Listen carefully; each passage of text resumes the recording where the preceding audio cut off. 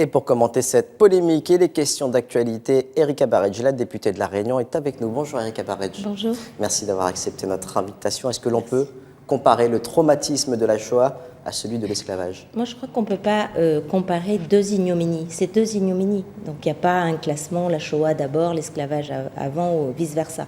Non, ce qui est grave, c'est que c'est une chroniqueuse. Elle est écoutée par de nombreux Français. C'est une romancière, donc elle est quand même censée connaître un minimum de l'histoire de France. L'esclavage fait partie de l'histoire de France. Et les esclaves étaient des meubles, ils n'étaient pas des humains. Donc on a nié l'humanité à des hommes, à des femmes et à des enfants. Ils ont souffert, ils ont été niés dans ce qu'ils étaient. Et qui peut savoir, qui peut dire encore aujourd'hui qu'un esclave était bien traité? Alors ça montre une chose, ça montre que oui, nous devons nous connaître notre histoire. Mais en France hexagonale, ils doivent connaître aussi l'histoire. Parce que si Madame Angot dit ça, j'imagine ce que peut dire nombreux autres Français. Donc l'histoire de France, elle doit être connue par tous et elle doit être complète, dont l'esclavage. Elle a présenté ses excuses, mais on imagine que pour vous, le mal est fait. Dans l'actualité, le budget du ministère des Outre-mer pour 2018 n'a pas été totalement consommé. 177 millions d'euros de crédits prévus pour le paiement des factures des opérations engagées sont restés sur la table. Comment l'expliquer? 177 millions d'euros, c'est énorme. C'est 9 fois plus que ce que moi j'avais rendu à peu près 20 millions d'euros à Bercy.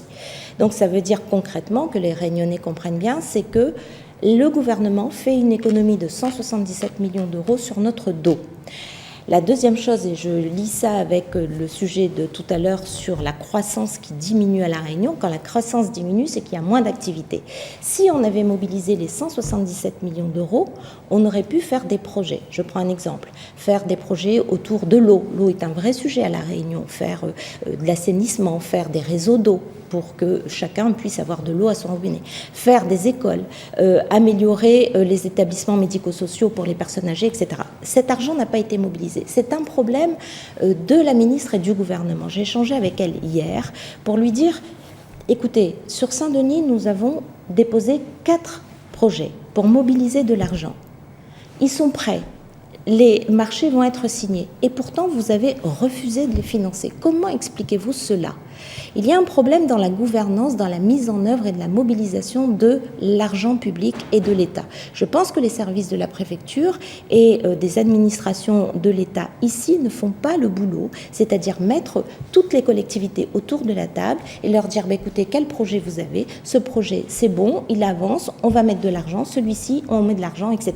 Et ça n'a pas été fait. C'est scandaleux, c'est vraiment scandaleux de rendre 177 millions d'euros alors que la croissance diminue et que nous avons énormément de besoins. Est-ce qu'il n'y a pas aussi une responsabilité des élus locaux ? Oui, ça a été la théorie de la ministre en disant moi je mets de l'argent et regardez, vous n'arrivez pas à mobiliser. Encore une fois, si on mettait tout le monde, et je prends l'exemple de Saint-Denis parce que c'est très concret, j'ai 4 dossiers que je lui ai remis hier et elle n'a pas de réponse à me donner là-dessus. Donc ça veut dire qu'aujourd'hui, sur le territoire, la préfecture trie des dossiers et décide de financer tel ou tel dossier. Je pense que ça, c'est pas bon.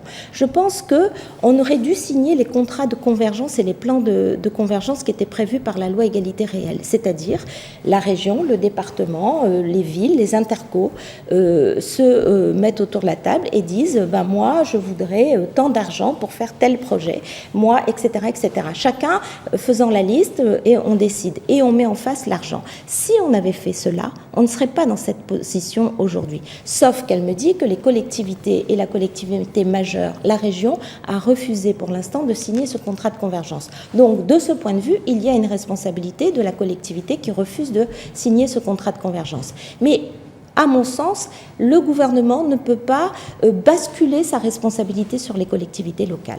Très rapidement, s'il vous plaît, Erika Baredj, dans les coulisses, vous êtes accompagnée d'une ancienne gilet jaune. Pour quelle raison elle vous accompagne? Quel est l'intérêt? Ben, c'est son choix. Elle a pris contact. Elle me dit, je veux passer une journée avec une députée, avec vous. Et ben, je lui dis, ben, venez passer une journée avec moi. Voilà, ça fait partie, j'allais dire, de la connaissance mutuelle entre le citoyen et le politique. Qu'est-ce qu'on fait dans la journée? On va à des réunions, on rencontre des gens, on fait avancer les dossiers. Donc, j'espère que ça va lui apporter des choses. Moi, ça m'apporte aussi beaucoup de choses parce qu'on débriefe après les réunions et j'entends aussi ses propositions, ses avis, son œil critique. Et puis voilà, je pense que c'est comme ça qu'on construit en étant ensemble, en jouant la transparence et en étant sincère dans ce qu'on fait. La députée de La Réunion, Erika Barej, qui était notre invitée. Merci beaucoup. Merci.